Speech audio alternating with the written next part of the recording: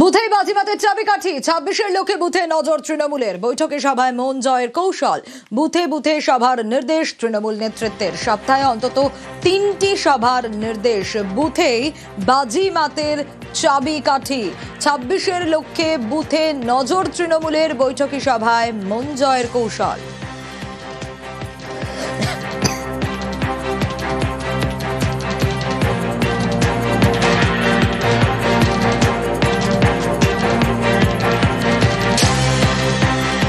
২৬-এর লক্ষ্যে বুথে নজর তৃণমূলের বুথেই বাজিমাতের চাবিকাঠি বৈঠকি সভায় মন জয়ের কৌশল বুথে বুথে সবার নির্দেশ তৃণমূল নেতৃত্বের। কি নির্দেশ দেওয়া হচ্ছে তৃণমূল নেতৃত্বের তরফ থেকে আরো ডিটেল জানাতে পারবে আবির রয়েছে আমার সঙ্গে। আবির, দেখো, যে কোনো রাজনৈতিক দলের কাছেই হচ্ছে নির্বাচনে জেতার ক্ষেত্রে কার কত বুথে সংগঠন শক্তিশালী রয়েছে সেটাকে ধরে নেওয়া বা বুঝে নেওয়া। 2021 বিধানসভা নির্বাচনে তৃণমূল কংগ্রেস তাদের বুথে প্রচার দিয়ে তাদের যে যাবতীয় প্রস্তুতি শুরু করেছিল এবং আমরা দেখেছিলাম যে লাগাতার বুথ ভিত্তিক কর্মী সম্মেলন করার পাশাপাশি বুথে বুথে গিয়ে সভা করেছিল। সূত্রের খবর এদিন এই সময়ও তৃণমূলের শীর্ষ নেতৃত্বের তরফ থেকে নির্দেশ দেওয়া হয়েছে প্রত্যেক কটা জায়গাতে বুথ ভিত্তিক সভা করতে হবে। বড়জোর 150 থেকে 200 জন ব্যক্তিকে নিয়ে তারা যেন সভা করেন এবং প্রত্যেক বুথে অন্তত সপ্তাহে 2টো করে সভা চালিয়ে যেতে হবে।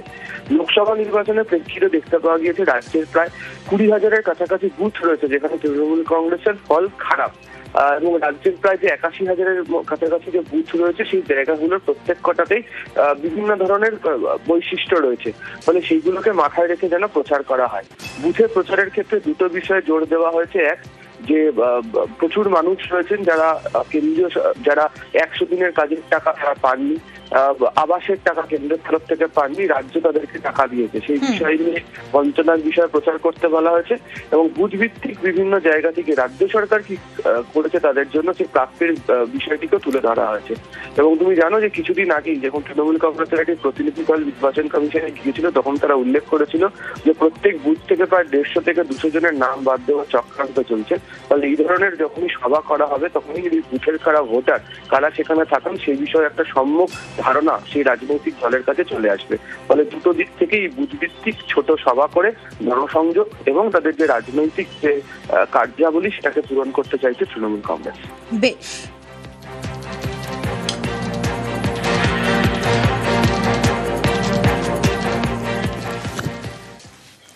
ফের জেলা সফরে মুখ্যমন্ত্রী 3 থেকে 4ই ডিসেম্বর 4 ডিসেম্বর পর্যন্ত 3রা থেকে 4 ডিসেম্বর মুর্শিদাবাদ মালদায় মুখ্যমন্ত্রী দুই জেলাতেই প্রশাসনিক সভা তার রাজনৈতিক কর্মসূচিতেই অংশ নেওয়ার সম্ভাবনা। জেলা প্রশাসনকে প্রস্তুতির নির্দেশ নবান্নের। আবারও জেলা সফর মুখ্যমন্ত্রীর 3রা থেকে 4 ডিসেম্বর মুর্শিদাবাদ মালদায় মুখ্যমন্ত্রীর জেলা সফর।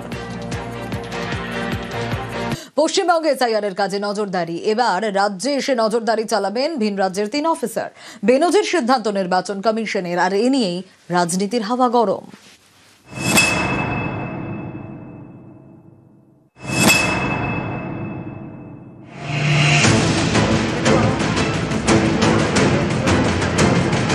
ভোটার তালিকায় বিশেষ নিবিড় সংশোধন। পশ্চিমবঙ্গে চলছে এসআইআর। এই এসআইআর নিয়ে এবার নজিরবিহীন সিদ্ধান্ত নির্বাচন কমিশনের।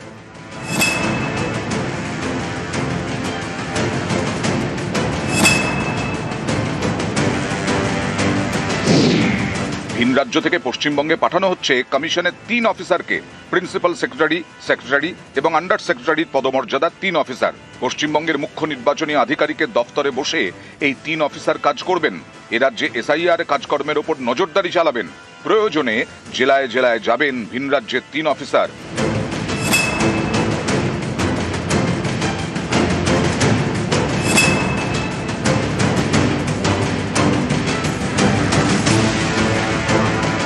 বিহারে এসআইআর শেষ।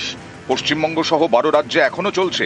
এর মধ্যে শুধুমাত্র পশ্চিমবঙ্গে এসআইআর নজরদারিতে ভিন রাজ্যের অফিসার নিয়োগের সিদ্ধান্ত কমিশনের, যা নজিরবিহীন বলেই অনেকের মত। বুধবার দিল্লিতে নির্বাচন কমিশনে যায় বিজেপির প্রতিনিধি দল। পশ্চিমবঙ্গে নিরপেক্ষ পর্যবেক্ষক নিয়োগের দাবি জানায়। এরপরেই নির্বাচন কমিশনের বেনজির নির্দেশিকা।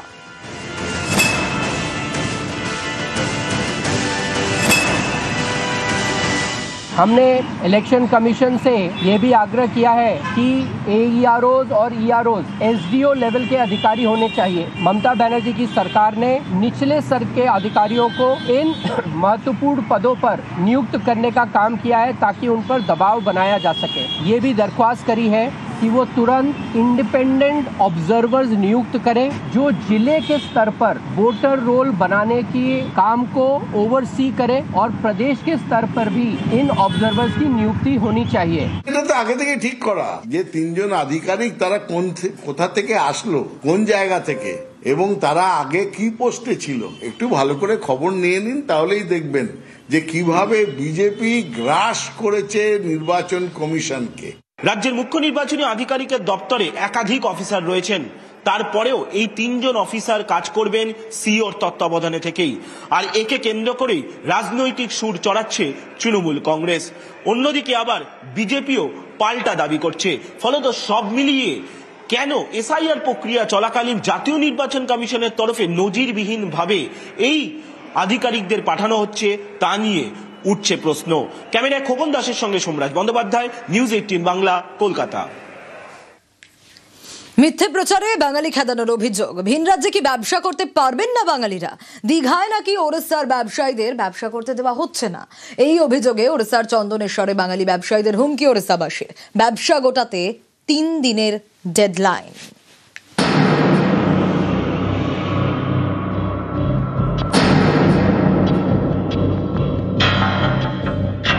ওড়িশার দোকান করে তুমি খালি করনে একই সময় বসে দোকান করবে, বেপার করবে, তুমি সেটা খাইবে তো।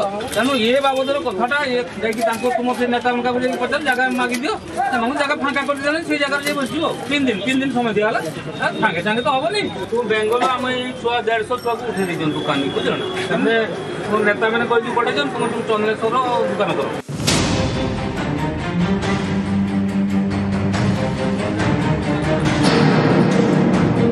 বিপাকে তো পড়বেনই, এতদিন ধরে দোকান চালিয়ে এসেছেন, রাতারাতি সেই দোকানের ঝাঁপ বন্ধ করতে বললে কি বা করবেন? দীঘাতে সবাইকে তুলে দিচ্ছে বলে আমাদের এখানে উড়িষ্যা দোকান করছি, কারণ আমাদের বলছে তোমরা বেঙ্গলে গিয়ে দোকানদারি করো।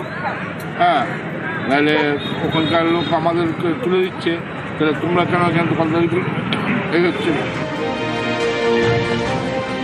দীঘায় নাকি বেছে বেছে ওড়িশার ব্যবসায়ীদের উচ্ছেদ করা হচ্ছে, তাই পাল্টা ওড়িশার চন্দনেশ্বরে থাকা বাঙালি ব্যবসায়ীদের দোকানের ঝাঁপ বন্ধ করে চলে যেতে বলা হচ্ছে। আজ সকালু আরম্ভ করেছু এটি বঙ্গালী মুক্ত অভিযান। আম অঞ্চলের বহু পরিমাণর বঙ্গালী অনেক, বহু পরিমাণর বাংলাদেশী অনেক, সেমানଙ୍କୁ হটাইবা, সে দোকানী মানଙ୍କୁ হটাই দেই আম অঞ্চলের যে দোকানী মানে অনেক তাঁকু থইতান করিবা। আমি 3 দিন সময় দিয়েছু। দীঘায় রাস্তা সম্প্রসারণের কাজ করছে পূর্ত দপ্তর, তাই কিছু ব্যবসায়ীকে সরানো হয়েছে, কিন্তু সেটা কি বেছে বেছে ওড়িশার ব্যবসায়ীদের? এ কথা অনেকেই মানতে নারাজ। এক বাঙালি দোকানদারের দাবি, শুধু ওড়িশার ব্যবসায়ীদের নয়, তিনি বাংলার লোক হওয়া সত্ত্বেও তাকে তুলে দেওয়া হয়েছে। দোকান তুলে দিয়েছে। কেন দোকান তুলে দিল কেন? আবার সবাইকে তুলেছে, যেমন আমাকেও তুলে দিয়েছে।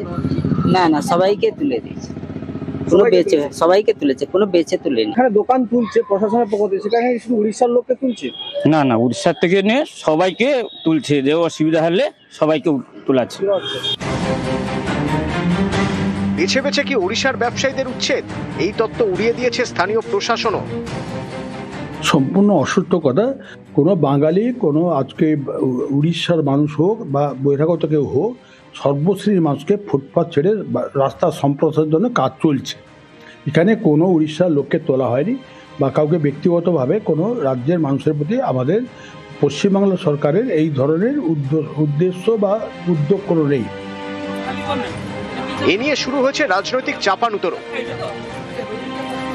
বিজেপি মানেই বাংলা বিদ্বেষী। আবার উড়িষ্যার এই ঘটনা চোখে আঙুল দিয়ে প্রমাণ করলো, বাঙালিরা ব্যবসা করতে গেলে টার্গেট করা হচ্ছে বাঙালিদের, অজুহাত অছিলা দেওয়া হচ্ছে যে বাংলায় নাকি উচ্ছেদ করা হয়েছে। বাস্তবটা সম্পূর্ণ মিথ্যে। বাঙালিদের উপর যদি এই রকমের আক্রমণ চলতে থাকে, বাঙালি কিন্তু এর জবাব দেবে। আগামী দিন যেন বিজেপি নেতারা তার জন্য প্রস্তুত থাকে। এই যে তারা ন্যারেটিভ সেট করার চেষ্টা করছে, বাঙালিদেরকে অপমান করা হচ্ছে, বাঙালিদেরকে পেটানো হচ্ছে, বিভিন্ন জায়গায় বলা হচ্ছে, সম্পূর্ণ ভুল। বাঙালিরা সসম্মানে বিভিন্ন জায়গায় নিজেরা ব্যবসা করে খাচ্ছে এবং বিভিন্নভাবে সুন্দরভাবে রয়েছে। বিভিন্ন মৃত্যুতেই যেমন বলা হচ্ছে যে এসআইআর এর জন্য আত্মহত্যা করেছে, সেরকম ভাবে বিভিন্ন জায়গায় যদি কিছু হয় বলা হচ্ছে বাঙালি বলে করা হয়েছে।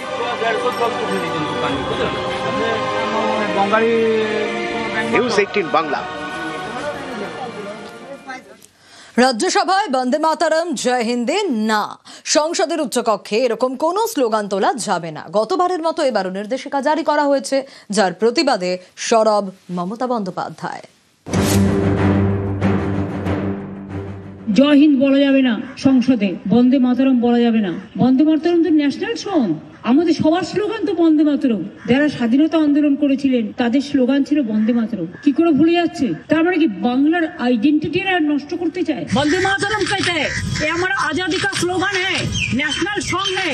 और जय हिंद नेताजी का नारा है, जो नारा लेके हम लोगों ने लड़ा है, अभी भी हमारे देश का नारा है। इसको जो टकराएगा चूर चूर हो जाएगा।